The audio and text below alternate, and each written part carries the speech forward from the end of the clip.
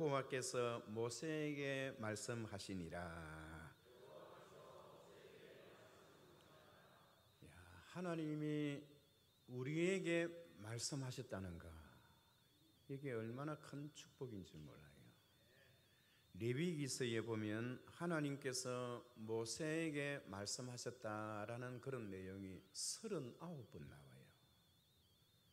오늘 16장에 나타나는 여호와께서 모세에게 말씀하시니라, 이 말씀은 18번째에 하나님께서 주시는 말씀입니다.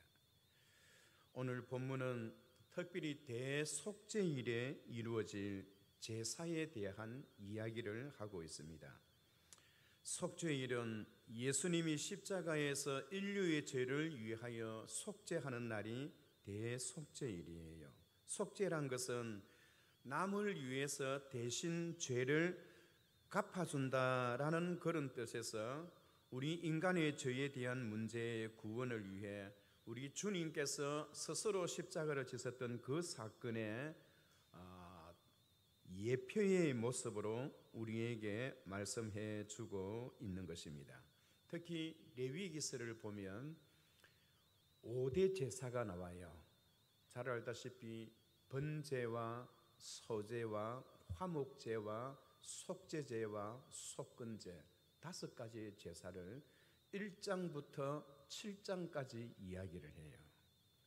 그리고 8장에서 9장까지는 이 제사를 위해서 누가 집도해야 하느냐, 제사장 가문을 하나님께서 선택하시고 아론의 가정에 그 대제사장의 사역을 할 수 있도록 하나님께서 선택하시고 그를 세우시는 거예요.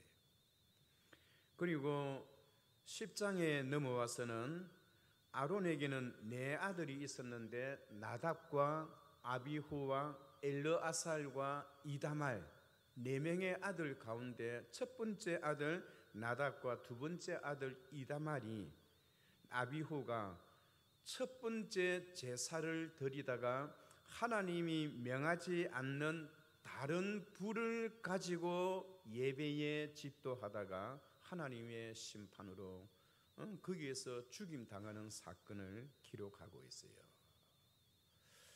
그런데 오늘 우리가 읽었던 16장은 레위기서 10장에서 일어났던 그 사건 바로 다음으로 이어져야 하는데 11장에서 15장까지 하나님 앞에 제사를 드리고 예배를 드릴 때 무엇을 중요시 여겨야 하는가, 그것을 여기 나답과 아비후가 죽고 난 이후에 5장에 걸쳐서 설명을 해요. 그리고 오늘 16장에 와서 여러분 1절을 한번 봐주세요. 1절에 보면 아론의 두 아들이 여호와 앞에 나아가다가 죽은 후에, 따지고 보면 레위기서 16장은 레위기서 11장 바로 다음으로 연결되어야 하는데 5장에 걸쳐서 나답과 아비후가 죽임을 당하니까 하나님 심판을 받았으니까 여기에 각별히 조심하라고 그렇게 5장에 걸쳐서 설명하고 난 뒤에 오늘 16장에 와서 대속죄일에 있게 될 제사를 어떻게 드려야 하는가, 그것을 말씀하고 있어요. 그러니까 여러분, 오늘 본문은 나답과 아비후가 하나님 앞에 예배를 드리다가 어떻게 심판을 받았느냐, 하나님이 명하지 않는 다른 불을 가지고 사용하다가 그렇게 죽임을 당했어요. 그들이 왜 하나님이 명하지 않는 다른 불을 사용한 이유가 무엇일까요? 이때까지 제사를, 예배를 한 번도 드린 적이 없거든요. 첫 제사입니다. 첫 제사에 여러분 한번 생각해 보세요. 성막을 지었어요. 그것도 1년 동안, 그것도 출애굽해서 사람들이, 하나님께서 사람들에게 주신 많은 금은 보석을, 보화를 출애굽할 때에 이집트 사람들이 430년 동안 종살이하고 나가는 이스라엘 백성들에게 퇴직금조로 금은 보화를 그들에게 다 주었어요. 그 많은 금은 보화를 가지고 나왔던 이스라엘 백성들이 광야에서, 시내산에서 1년 동안 머물 때에 하나님이 여러분들에게 주셨던 그 보물들을 하나님 앞에 헌금해라. 그것도 억지로 하는 것이 아니고 자원하는 마음으로 하라. 그래서 백성들이 하나님께서 이집트 백성들을 통하여 그들에게 주셨던 금은 보화를 하나님 앞에 그대로 자원하는 마음으로, 기쁜 마음으로 드렸어요.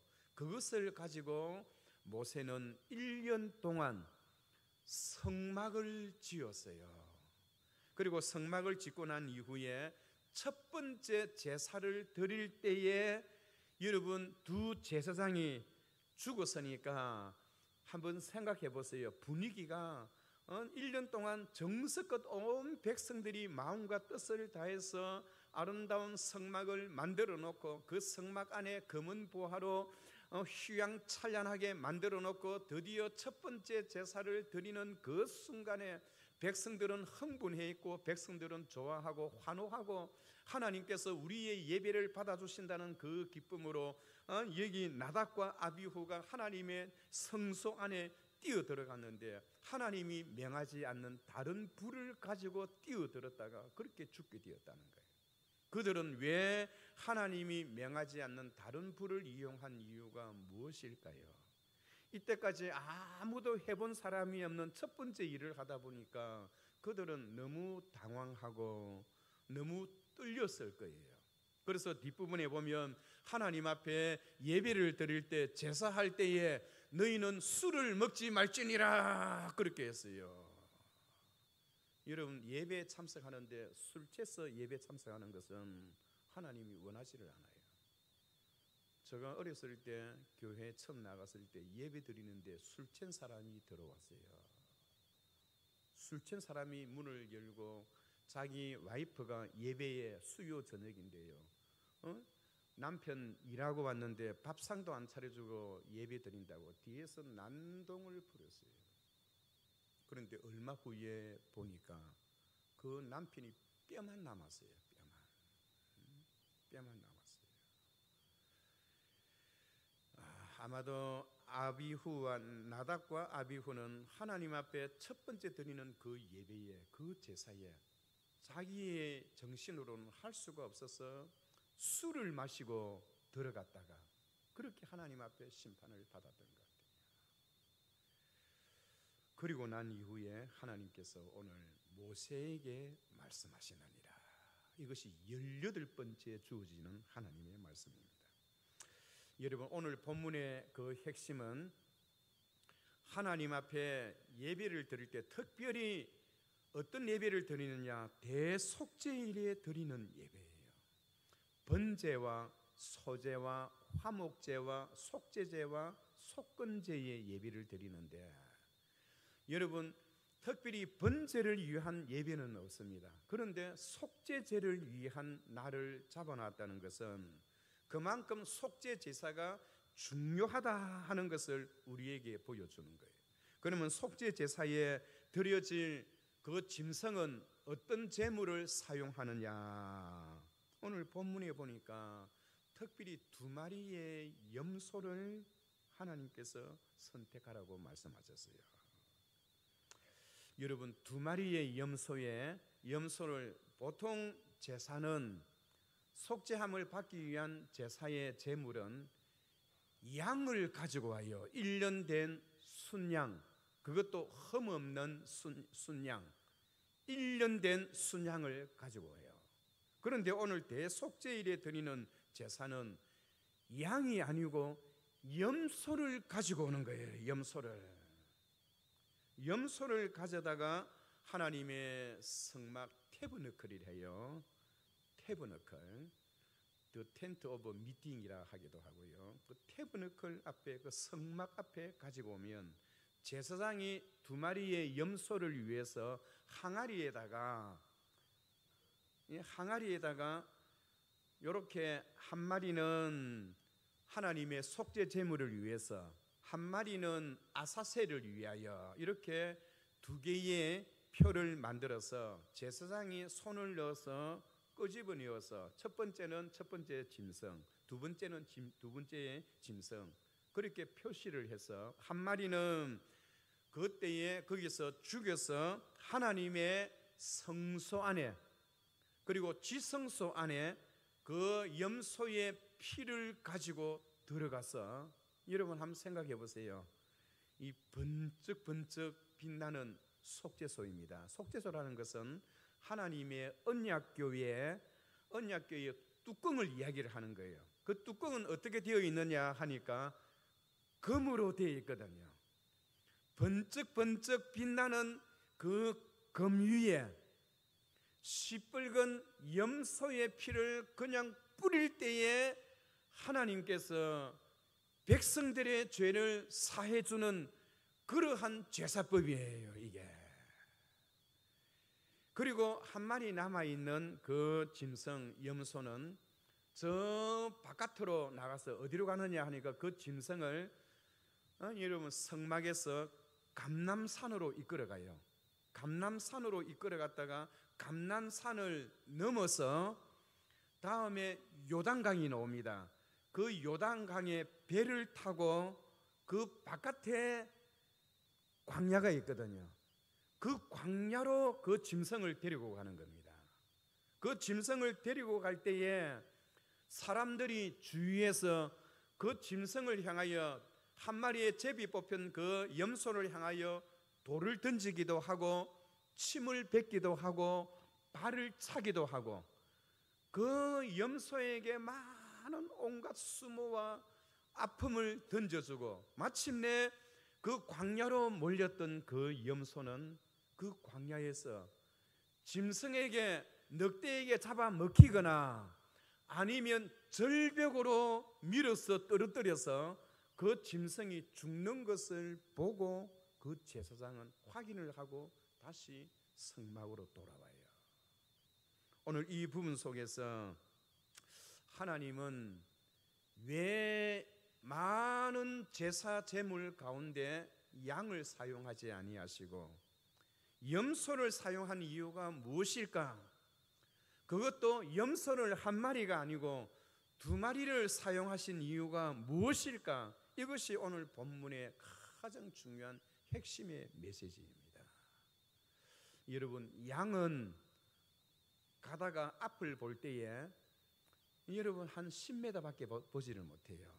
그래서 양은 또 그리고 끈기가 없어요. 양은 물을 마시지 못하고 조금 고난과 아픔을 당하면 죽어버려요.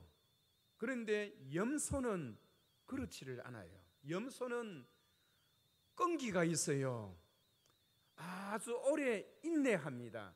양은 참지를 못하고 빨리 죽지만은 염소는 오래 견뎌요. 여러분 혹시 염소를 키워본 적이 있나요? 저는 어릴 때에 산동네에 자라서 뭐 옆집이나 뭐 이렇게 움막에 염소 키우는 것을 많이 보고 같이 자라났어요. 그 염소는요, 바깥에 나오면 눈이 이렇게 희미해져요. 그런데 어두운 데 들어가면 눈이 반짝, 눈이 다 열려요. 그리고 그 염소는 태어나자마자 한 10분 정도 있다가 막 뛰어다녀요. 제가 염소 태어나는 것도 많이 봤거든요. 다른 짐승은 태어나서 좀 시간이 지나는데 염소는 태어나자마자 한 10분 정도 있으면 그냥 서서 막 뛰어다녀요. 얼마나 예쁜지 몰라요, 보기가. 그런데 하나님은 그 대속죄일에 이루어져야 할 그 짐승을, 양을 사용하자. 이때까지는 모든 제사는 다 양을 거의 다 사용했는데 대속죄일이라 하면 7월 10일이거든요. 원래 이 유태인의 이 달력에 보면 7월 1일이 우리나라의 설날입니다. 그래서 7월 1일이 되면 나팔을 불고 새해가 다가왔다라는 의미에서 새해 아침에 나팔을 불므로 인해서 나팔절이라, 설날을 나팔절이라 해요.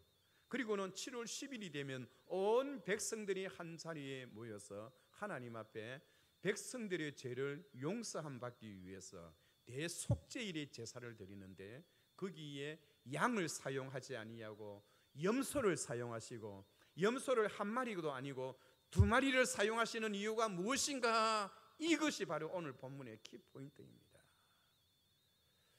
그래서 한 마리는 속죄 제물로 백성들을 위하여, 또 한 마리는 또 백성들을 위하여 광야로, 아사셀을 위하여 광야로 내어 보내어지어서 사람들에게 수치와 멸시를 당하고 발길로 차이고 돌을 던지고, 그리고는 마침내 늑대들의 떼 속에 넣어주든가, 아니면 늑대가 나타나지 아니하면 언덕길에 가서 절벽에서 떨어뜨리게 만들어서 그 염소는 다시는 돌아오지 못하는 그러한 제사법을 하나님께서 사용하시는 의도가 무엇인가? 그래서 오늘 이 두 마리의 염소를 가만히 살펴보면요, 한 마리는 그 성막 안에서 예수 그리스도의 피를 의미하는 그 의미 속에서 그 한 마리는 거기서 죽임을 당하고, 그 몸은 성막 바깥에서, 성 바깥에서 불태워지고, 피는 대제사장이 지성소 안에 들어가서 그 법궤 위에 뿌려지게 되는 거예요. 그것은 예수 그리스도의 십자가의 죽음을 의미하는 것입니다. 또 한 마리는 그렇게 아사셀을 위하여라는, 그 아사셀은 무엇을 뜻하는가? 여러 가지 설이 있는데 그 자체가 중요한 것이 아니고, 그 나갔던 그 염소는 다시 돌아오지 않는다. 우리들의 죄를 위하여 십자가를 지셨던 우리 주님께서 우리들의 죄를 지고 가셨는데 우리들의 죄가 다시 살아나지 않는다라는 그런 의미가 거기에 있어요. 그래서 이 양은 광야에 나가면 너무 힘들고 어려우면 죽어버리는데 염소는 죽지를 않아요. 끝까지, 죽을 때까지 끝까지 가는 것은 예수 그리스도의 고난을 의미하는 것입니다. 그러니까 예수 그리스도의 죽음과 예수 그리스도의 고난을 오늘 이 대속죄일에 이루어지는 두 마리의 염소를 통하여 성경은 미리 우리들에게 예수 그리스도의 죽음과 예수 그리스도의 고난이 우리에게 얼마나 중요한가를 하나님께서 우리에게 미리 보여주는 거예요. 오늘 레위기서 16장에 이루어지는 이 제사법은 언제 주어졌느냐? 예수님이 탄생하시기 전 1400년 전에, 지금으로부터 계산한다면 3400년 전에 하나님께서 이 제사법을 세우심으로 인하여 이 땅에 예수 그리스도가 오시면 그분이 우리들의 죄를 위해서 어떤 일을 담당하시는가? 하나는 십자가에서 죽임을 당하시고, 하나는 광야로 내어보내는 아사셀을 위하여 드려졌던 그 염소처럼 많은 고난과 아픔을 죽을 때까지 오래오래 인내하면서 참으면서 그 고난을 당하실 예수 그리스도의 그 고난의 의미를 아사셀을 위한 이 염소를 통해서 우리에게 보여주시는 거예요. 여러분, 3400년 전에 제정되었던 이 제사법은 그 시대 사람들을 위해서 하나님께서 주신 제사법입니다. 우리들의 죄를 용서해 주시고 우리가 하나님 앞에 죄 용서함 받는 길은 다른 길은 없습니다. 오직 하나밖에 없어요. 무엇입니까? 내가 길이요 진리요 생명이니 나를 만미함지 않고서는 아버지께로 올 자가 없느니라. 다른 이로서는 구원을 받을 수 없나니 천하 사람 중에 구원을 받을 만한 다른 이름을 우리에게 주신 일이 없습니다. 예수님 외에는 절대로 구원을 받을 수 없는데, 오늘 짐승을 잡아서, 염소를 잡아서 하나님 앞에 죄사함 받는 이것은 무엇을 의미하는 것입니까? 이 당시에는 예수님이 아직 오시지를 않았었거든요.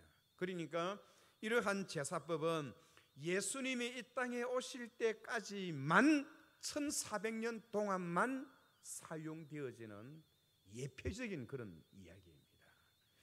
특별히 여러분, 우리가 히브리서 10장을 보시면 오늘 이 레위기서 16장과 관련해서 이렇게 이야기를 합니다. 그 10장에 보시면 특별히 4절에 보시면 이는 황소와 염소의 피가 능히 죄를 없이 하지 못함이라.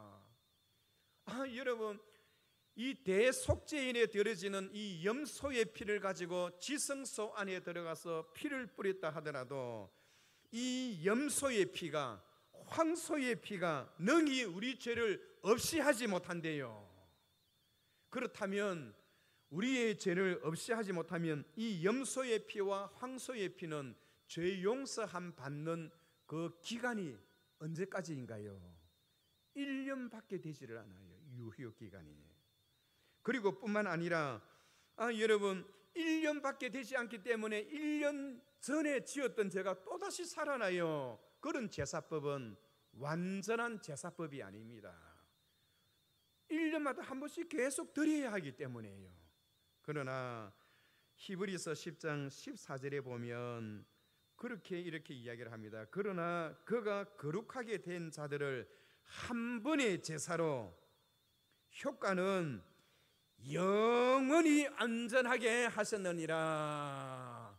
황소의 피와 염소의 피로 드리는 제사는 1년에 계속 반복해서 드리고 그 제사의 효과는, 죄 용서함을 받았던 그 효과는 1년밖에 되지 않지만은, 그러나 예수님이 하나님 앞에 드리는 그 제사는 단 한 번의 제사로 효과는 영원히, 그러니까 구약시대의 제사와 신약시대의 제사는 비교할 수가 없는 거예요. 구약시대의 천천의 수양과 만만의 강수 같은 기름을 여호와께서 기뻐하시겠느냐라는 그 말씀이 바로 이런 내용이에요.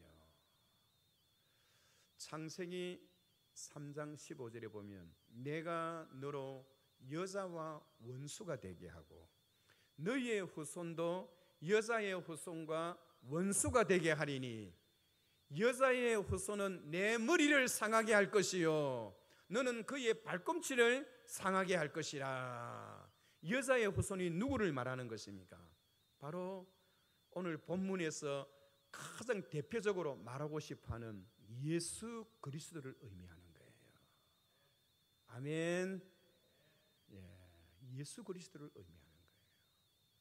너희가 성경에서 영생을 얻는 줄을 생각하고 성경을 상고하거니와, 이 성경은 곧 나에 대하여 증거하는 것이니라.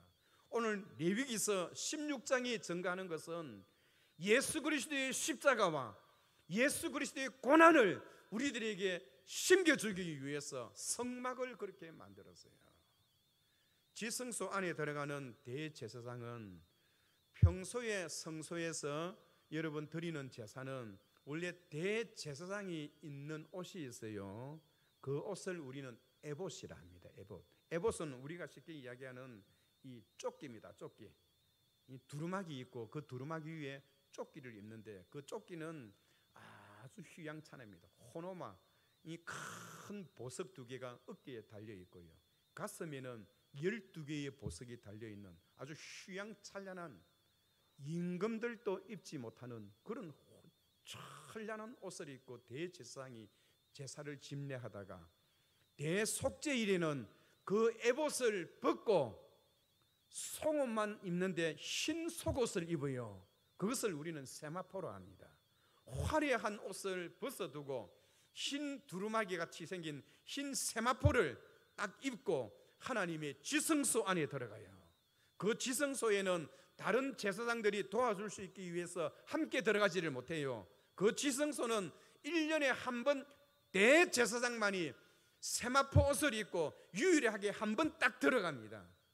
그 들어가기 전에 대제사장은 자기 죄를 위해서 하나님 앞에 죄 용서함 받고 그렇게 들어가요. 들어갈 때는 손목에 발목에 여러분 방울을 달아서 딸랑딸랑 소리가 들리도록 하게 하고, 만약에 대제사장이 그 안에서 죽어버리면 그 시체를 끄집어낼 방법이 없어요. 그래서 그 발목에 밧줄을 달아서 만약에 대제사장이 실수로 해서 그 안에서 죽게 되면 시체를 끄집어내기 위해서 줄을 달고 그렇게 들어가는 곳이 지성소입니다. 구약에는 이스라엘 백성들이, 하나님의 백성들이 하나님을 직접 만날 수가 없었어요.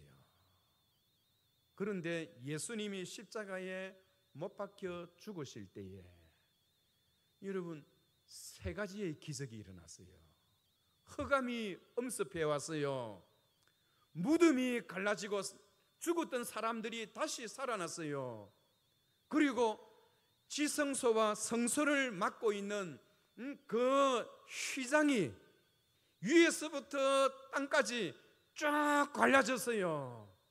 여러분, 지성소와 성소를 막고 있는 그 휘장은 그 줄기가 얼마나 강한지 물소 5마리가 서로 5마리가 그 휘장을 잡고 서로 당겨도 끊어지지를 않는 그러한 여러분 이 휘장이 끈기가 있는데요, 찢어지지 않는데 예수님이 십자가에 죽었을 때에 그 휘장이 손으로 찢지 못하는 것인데 위에서부터 바닥까지 쫙 갈라졌어요.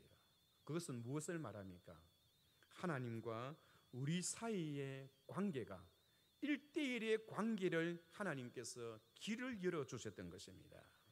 그때까지는 마치 천주교에서 그렇잖아요. 천주교에 가면 신부가 고해성사를 받아요. 그 고해성사를 가지고 또 하나님께 신부가 기도합니다. 여러분, 그것은 구약시대에 이루어졌던 이야기예요.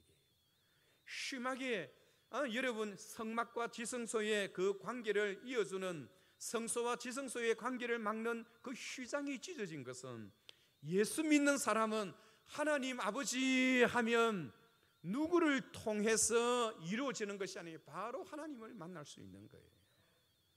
여러분들의 죄를 가지고 목사님을 찾아와서 목사님, 내가 이러이러한 죄를 지었으니 목사님 기도해 주세요, 그렇게 할 필요 없어요. 여러분들 스스로가 바로 하나님 아버지, 하나님 부르면 여러분이 바로 하나님을 만날 수가 있어요. 목사님을 만나고 그 다음에 하나님을 만날 필요가 없다는 거예요. 목사의 하나님과 우리 사이의 관계에 제3자가 개입되어서 그 사람이 매개체의 역할을 할 필요가 없는 거예요. 왜냐하니까 예수님이 그 일을 다 이루어 주셨기 때문입니다. 사랑하는 성도 여러분, 오늘 이 본문을 통해서 우리 인생은 하나님 앞에 죄사함 받는 것이 가장 중요하다 하는 것을 우리에게 가르쳐 주고요. 그리고 뿐만 아니라 하나님께서 대속죄일에 그 예수 그리스도의 십자가를, 예수 그리스도의 죽음과 예수 그리스도의 고난을 성경은 계속 우리에게 예표적으로 보여주고 있기 때문에 우리의 믿음 생활에 예수 그리스도를 떠나서는 아무것도 할 수 없다라는 것을 우리에게 보여줍니다. 요한복음 1장 29절에 보면 세례 요한이 예수님이 걸어가시는 것을 보고 그의 제자들에게 이렇게 이야기를 합니다. 보라, 세상 죄를 지고 가는 하나님의 어린 양이로다. 아사셀을 통하여 광야로 내어 보내지는 그 염소, 그 모습을 오늘 세례 요한은 보라, 세상 죄를 지고 가는 하나님의 어린 양이로다. 우리 인생의 소망을 여러분 어디에 두고 살 수 있나요? 세상 죄를 지고 가시는 예수 그리스도, 그분만이 우리 인생의 소망이 되고 유일하신 희망이요, 그분만이 우리의 모든 죄를 사하시고 또한 대속하시는 분이라는 사실을 알고 우리가 주님을 통해서 하나님의 나라를 확장해 가는데 최선을 다하는 우리 모두가 되시기를 주의 이름으로 축원합니다. 그리고